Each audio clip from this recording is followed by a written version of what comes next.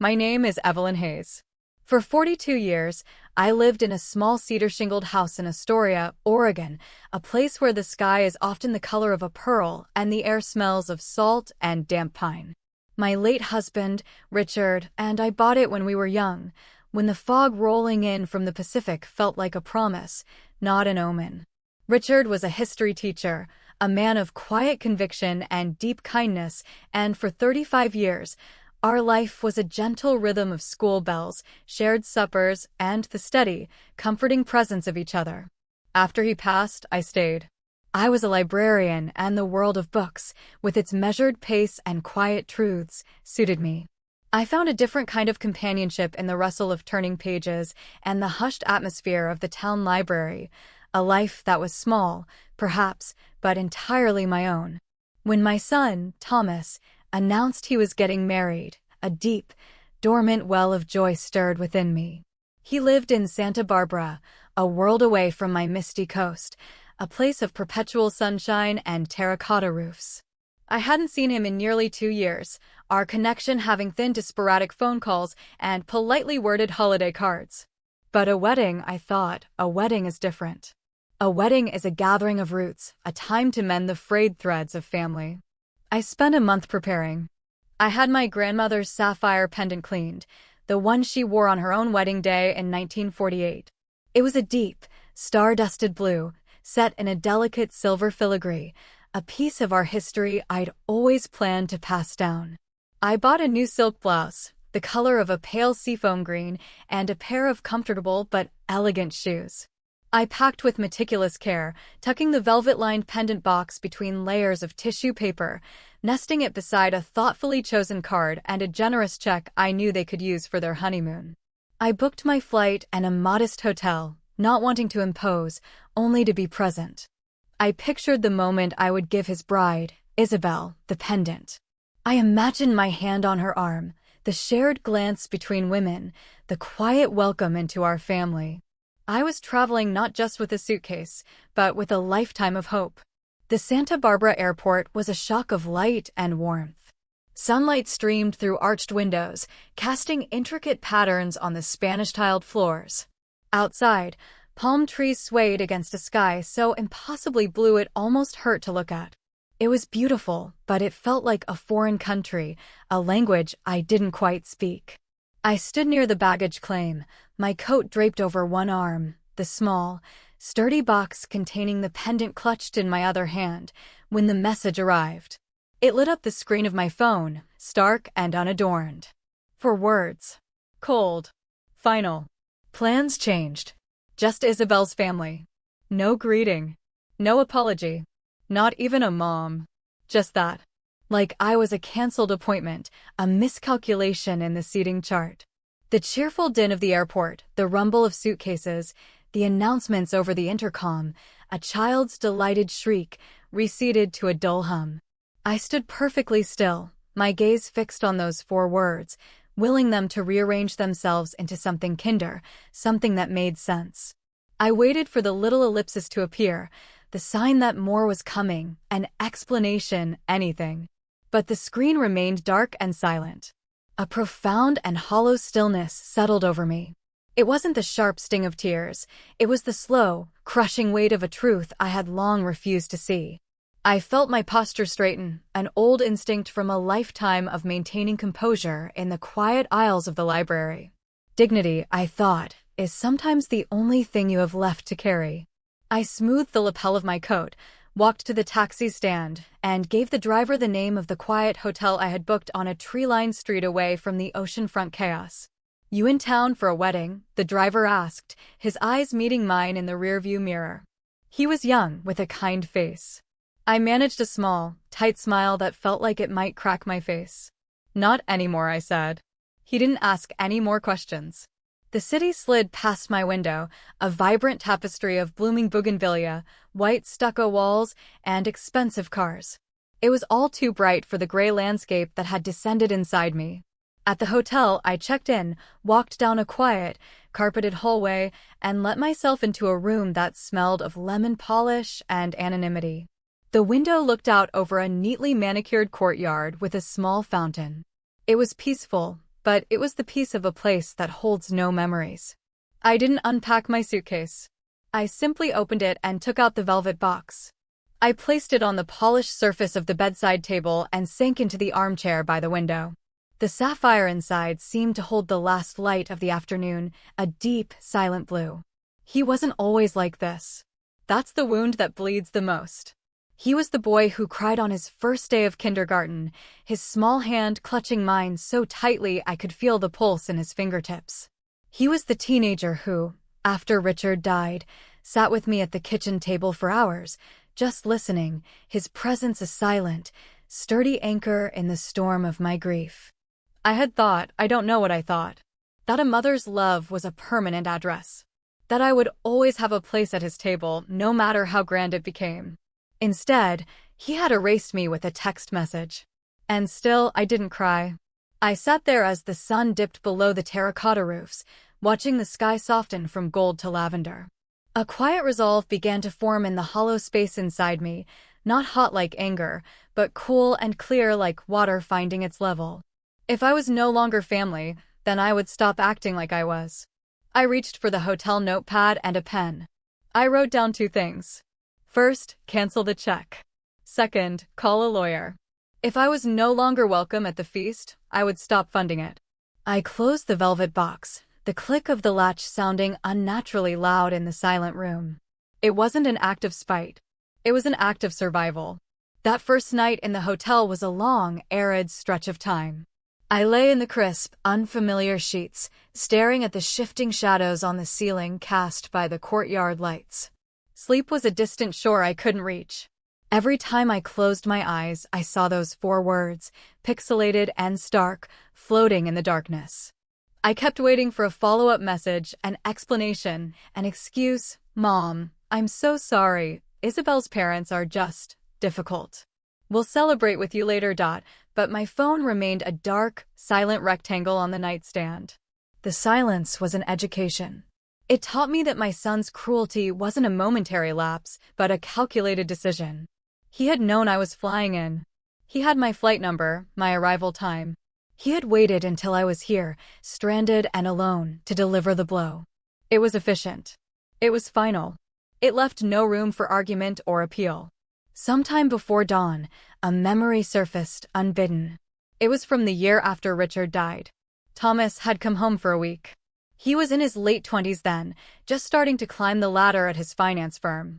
He'd spent the week helping me sort through Richard's things, the boxes of books, the old fishing gear, the tweed jackets that still smelled faintly of him.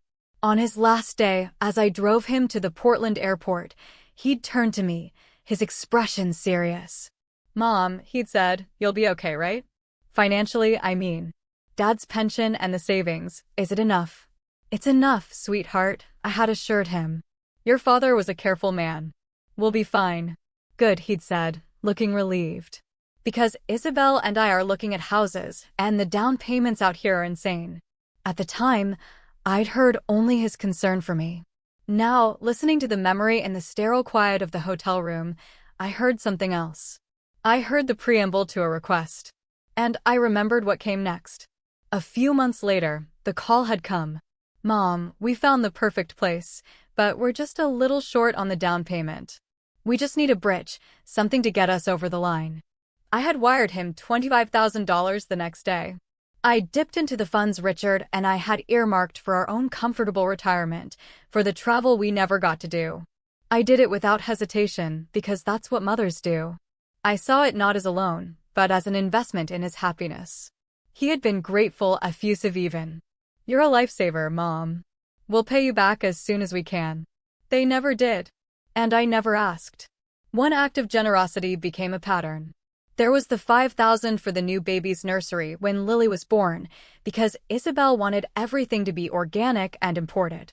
There were the periodic emergencies, the car repair, the unexpected medical bill, the property tax shortfall, each one chipping away at the nest egg Richard had so carefully built. I kept a small, private ledger in a notebook in my desk drawer at home. Not to keep score, but to keep track, because the numbers were getting larger than I could hold in my head. Looking back, I realized the calls had slowly changed. The initial warmth and chatter about his life faded, replaced by a brief, friendly preamble before the inevitable ask. The emotional connection had become transactional. He was withdrawing love, and I was depositing funds to keep the account from closing. Lying there in the dark, I finally understood. The money wasn't the issue. It was the currency of my inclusion. As long as I was useful, I was tolerated. The wedding, with its formal guest list and its focus on Isabel's wealthy, influential family, was a different kind of transaction. And in that ledger, I was a liability. I was a retired librarian from a small town in Oregon. I wore sensible shoes and cardigans. I did not belong in their glossy, sun-drenched world. My presence would require an explanation they were not willing to give. A strange calm washed over me. It wasn't forgiveness, and it wasn't anger. It was clarity. The kind of sharp, cold clarity that comes after a long fever breaks. I was not the victim of a sudden, inexplicable act of cruelty. I was the final item being crossed off a long list of things my son had outgrown. When the first pale light of dawn filtered through the curtains, I sat up. I picked up my phone, but instead of checking for messages from him, I opened a web browser and typed, "Family Law, Santa Barbara." A list of names and firms appeared. I chose one with a woman's name, Sharma and Associates, located in a modest-looking building a few blocks away. I called as soon as their office opened at 9. A calm, professional voice answered. I asked if I could make an appointment to discuss amending a will and a trust. "We have an opening at 2 this afternoon with Ms. Sharma," the voice said.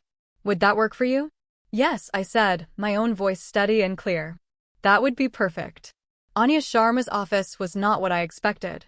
It was on the second floor of a quiet, older building above a bookstore. The room was filled with books, not just law tomes but novels, poetry, and history, stacked on shelves and tables. The air smelled of old paper and freshly brewed tea. Miss Sharma herself was a woman in her 40s, with intelligent, compassionate eyes and a calm demeanor that immediately put me at ease. She wore a simple navy dress and a silver bracelet that chimed softly when she moved. She gestured for me to sit in a comfortable armchair and poured me a glass of water without my having to ask. "You mentioned on the phone you wanted to discuss your will," she began, her voice gentle.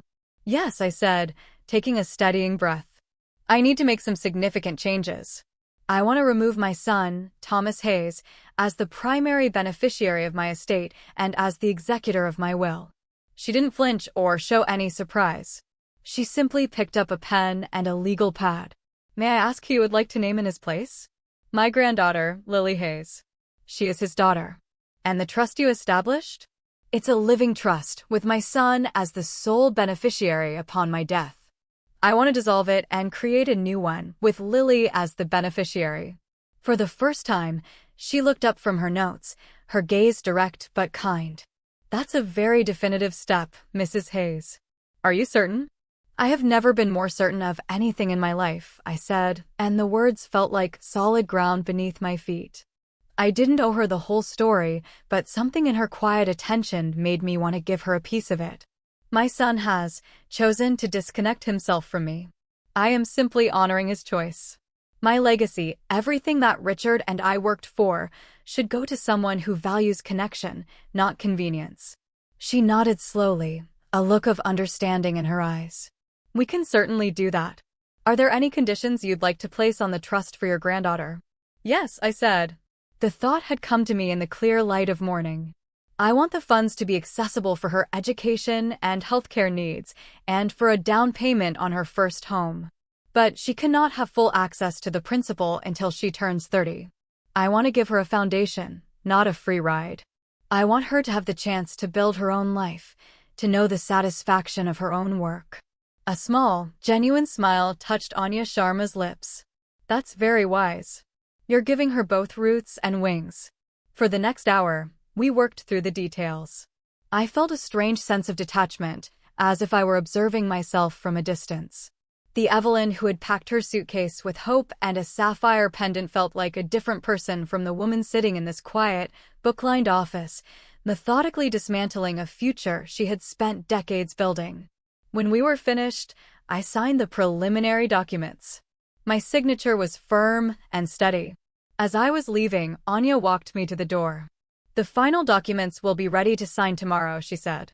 Then she paused, her hand on the doorknob. "Mrs. Hayes," she said softly, "for what it's worth, taking care of yourself is not an act of punishment against someone else. It's an act of respect for the life you've lived." Her words stayed with me as I walked back out into the brilliant Santa Barbara sunshine. The light no longer felt harsh or alienating. It felt cleansing. I felt lighter, as if a great weight I hadn't even been fully aware I was carrying had been lifted from my shoulders. I decided not to go back to the hotel. Instead, I walked to a small park I had passed earlier, a lovely green space with a rose garden and old, gnarled oak trees. I found a bench in the shade and sat down. And for the first time since I'd arrived, I took out my phone and made a call. It rang twice before she picked up. "Grandma? Is everything okay?" Lily's voice was clear and bright, full of youthful energy. "Everything is fine, sweetheart." "I'm in town," I said, keeping my voice even. "I was hoping you might have time to meet me for a cup of tea later this afternoon." There was a slight pause. "You're here? Oh, that's wonderful. But Dad said you weren't feeling well, that you might not be able to make it." The lie, so casually delivered, landed without a sting. It was just a fact now. "I'm feeling much better," I said. "Are you free?" "Of course. There's a little cafe near campus, the Daily Grind. Can you meet me there around 4? "I'd love that," I said. "I can't wait to see you." As I ended the call, I looked at the velvet box I still carried in my handbag. The pendant inside was no longer a gift for a stranger. It was a legacy for my granddaughter. I wasn't just rewriting my will, I was redirecting the flow of my love to where it would be cherished, not just accepted. The Daily Grind was bustling with the vibrant energy of college students. Laptops were open, conversations hummed, and the air smelled richly of coffee and cinnamon. I found a small table on the shaded patio, a quieter oasis overlooking a garden of succulents. When Lily arrived, my heart gave a familiar lurch. She had Richard's thoughtful eyes and my stubborn chin, a combination that had always made me smile. She wore jeans and a simple white t-shirt, her long brown hair pulled back in a loose braid. She wasn't a little girl anymore, but the open, earnest light in her face was unchanged. She hugged me tightly, a real hug, warm and strong. "Grandma, it's so good to see you. I was so worried when Dad said you were sick." "I'm fine, sweetheart," I said, my hand lingering on her arm. "Let's get some tea." Once we were settled with our drinks, she leaned forward, her expression turning serious. "Okay, what's really going on?" Dad was being so vague. I took a sip of my chamomile tea, gathering my thoughts. I had decided on the walkover that I would not burden her with the full weight of my pain, but I owed her the truth. She was an adult, a smart and sensitive one. "Your father and Isabel have decided to have a very small wedding," I said gently. "Just her family. They let me know after I arrived that I was no longer invited." Lily's eyes widened, a flicker of disbelief followed by a shadow of anger. "What? That's not true. He told me it was just a small family thing, and I assumed, of course, your family. Why would he do that?" I gave a small, sad shrug. "I think my presence would have been inconvenient for them." I didn't elaborate on the social dynamics, the unspoken class distinctions. She was bright, she could connect the dots. She stared down at her cup, her fingers tracing the rim. "He shouldn't have done that, Grandma." "That's awful." "No," I said softly. "He shouldn't have." I paused, then reached into my handbag and pulled out the velvet box. I placed it on the table between us. "I brought this for Isabel," I said. "It was my grandmother's. I wore it at my wedding to your grandfather. But I was wrong. It was never meant for her." Lily opened the box slowly. The sapphire gleamed against the worn velvet, a deep, celestial blue. She gasped softly. "It's beautiful." "It belongs to a woman of strength and heart," I said, my voice thick with an emotion I hadn't allowed myself to feel until now. "It belongs to you, Lily.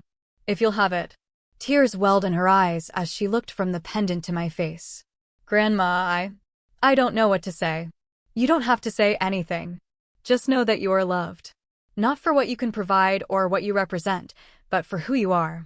I pushed the box gently across the table toward her. This is your legacy. It's a reminder that you come from a line of women who were kind, but who were never ever weak. She closed her hand over the box, her knuckles white. Thank you, she whispered. It was more than a thank you for the jewelry. It was an acknowledgement of the moment, of the truth that had just been passed between us. We sat in comfortable silence for a while, the unspoken grief and anger giving way to a new, solid bond. Then she looked up, her gaze clear and direct. What are you going to do now? I'm going to sign some papers tomorrow, I said. And then I'm going to fly home. And I'm going to get on with my life. Will you? Will you see Dad? No, I said simply. There is nothing left to say.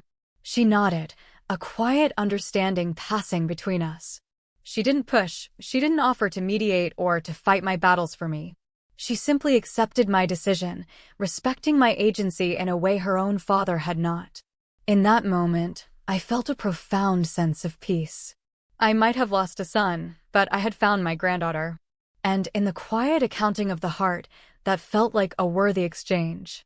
We were the real family, the two of us, sitting on a sun-dappled patio, sharing a pot of tea and an unspoken promise to always tell each other the truth. The morning of the wedding dawned bright and clear, another flawless Santa Barbara day. From my hotel window, the sky was a vast, unbroken sheet of blue. There was no turmoil in the weather to match the quiet storm that had passed through my life. I felt a strange sense of calm, the kind that follows a decision long overdue. I had no intention of making a scene, of creating a moment of drama that would only serve to validate their decision to exclude me. Vengeance was a bitter meal, and I had lost my appetite for it. But I felt a quiet need to bear witness, not to their union, but to my own release. I dressed in a simple pair of linen trousers and the seafoam green silk blouse I had bought for the occasion. It felt right to wear it, not for them, but for me. It was a beautiful blouse, and I was a woman who deserved to wear beautiful things, regardless of who was or was not watching. I took a taxi to a place I'd found on a map the day before, a public botanical garden perched on the hillside directly across the canyon from the exclusive estate where the wedding was being held. From a particular stone bench near a grove of ancient olive trees, you could just see the manicured lawns and the white, flower-laden archway where the ceremony would take place. I paid the small entrance fee and walked the winding paths until I found the bench. It was peaceful there. Hummingbirds darted among the fuchsia blossoms, and the air was fragrant with sage and lavender. I was just another visitor enjoying the view. I could hear the faint, festive notes of a string quartet warming up, the sound carrying across the canyon on the gentle breeze. Guests began to arrive in a procession of luxury cars. Women in pastel dresses and men in crisp linen suits strolled up the stone pathway. They were all laughter and air kisses, a tribe I would never belong to, and for the first time, I felt no sting of rejection, only a quiet, anthropological curiosity. Then I saw him. Thomas stepped out of a sleek black car, looking impossibly handsome in his tuxedo. He laughed at something his best man said, his head thrown back, a portrait of carefree joy. He didn't once glance across the canyon. My side of the world, the side where his mother sat on a park bench, did not exist for him. A moment later, the bride, Isabel, appeared. She was lovely, ethereal in a cloud of white lace, her arm linked through her father's. As she joined Thomas under the archway, I watched him take her hand. I saw his smile, the one I hadn't seen directed at me in years. And I felt nothing. The pain had been cauterized. I was no longer a grieving mother. I was an observer, a woman watching a play whose characters were strangers to her. I didn't stay for the whole ceremony. I heard the murmur of vows, the swell of music, the eventual enthusiastic burst of applause. That was enough. I had seen what I needed to see. I had faced the moment of my exclusion and found that it had no power over me. My worth was not determined by my presence or absence in that curated scene. I stood up from the bench, smoothed my trousers, and turned to walk away. As I did, my phone buzzed in my handbag. I pulled it out, expecting it might be Lily. But it was a text from Anya Sharma. Documents are signed and filed. It's done. I smiled. It was all done. I walked back down the garden path, past the blooming roses and the ancient, silent trees. I was walking away from a life I had been clinging to out of habit and hope, and into a new one, a life that was smaller, perhaps, but entirely, blessedly my own. The sun felt warm on my face. I was free. The day after the wedding, I met Lily for breakfast. We returned to the same cafe, the daily grind, and claimed our small table on the patio as if it were ours by right. Lily looked tired. The brightness in her eyes was dimmed by a weary shadow. "How are you?" she asked, her voice subdued. "I'm well," I said, and I was surprised to find it was the complete truth. "How was the rest of the celebration?" She toyed with a sugar packet, avoiding my gaze.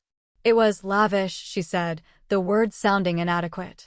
"The food, the music, the flowers, it was like a movie set." "But it felt," she trailed off, searching for the right word. "Empty?" I offered gently. She looked up, her eyes meeting mine with a flash of recognition. "Yes, that's it." It felt empty. Everyone was performing, laughing a little too loudly, smiling a little too brightly. No one talked about anything real. She took a shaky breath. "No one asked about you." "Not one person." "I didn't expect them to, sweetheart."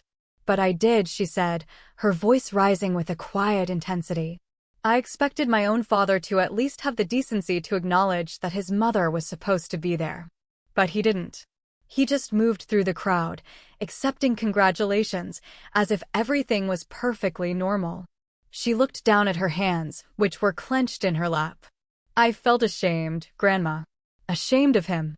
I reached across the table and covered her hand with mine. Her skin was cold. "That's not your burden to carry, Lily. His choices are his own."